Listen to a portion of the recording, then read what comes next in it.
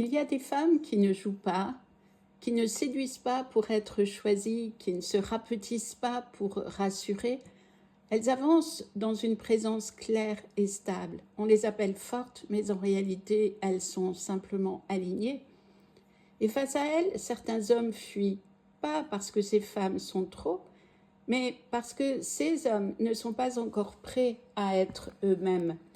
Une femme forte ne demande rien, elle ne réclame pas d'être aimée, elle ne mendie pas d'attention, elle ne joue pas à la petite fille pour être rassurée, et elle regarde un homme droit dans les yeux. Elle voit ses contradictions, ses incohérences, ses blessures, ses faux-semblants.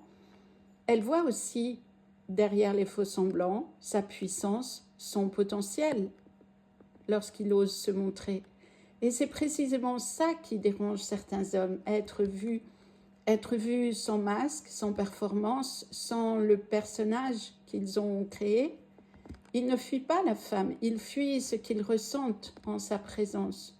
La pression intérieure de devenir vrai, la peur de ne plus pouvoir se cacher, la crainte peut-être de ne pas être à la hauteur de leur propre idéal, celui qu'ils ont construit, et le vertige, peut-être, de pouvoir être aimé sans mensonge.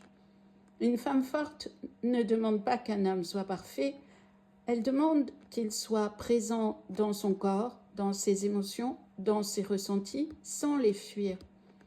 Et pour un homme qui vit encore dans la fuite, la dissociation ou le faux self, effectivement, cette présence peut sembler exigeante. Pas parce que cette femme juge, non, pas du tout, mais en fait parce qu'elle appelle à grandir. Une femme forte ne fuit pas les hommes, elle fait fuir les hommes qui ne sont pas encore prêts à se rencontrer eux-mêmes. Ceux qui restent ne sont pas plus courageux. En fait, ils sont simplement arrivés à un moment de leur vie où se voir, se rencontrer eux-mêmes et être vus dans qui ils sont, comme ils sont, ne leur fait plus peur. Et c'est là exactement, à ce moment-là, que peut commencer une relation vraie pour le meilleur de chacun.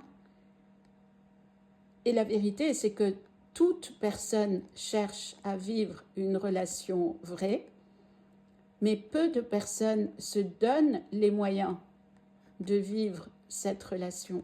Et une relation qui n'est pas vraie ne peut pas être enrichissante et donc ne peut pas durer dans le temps. Parce que les faux-semblants, ça dure un moment, mais on arrive toujours à un moment où justement ça doit s'arrêter parce que ça ne peut plus continuer. On ne peut pas se mentir toute la vie. Et ce principe-là, il est vrai, est autant juste pour les hommes que pour les femmes.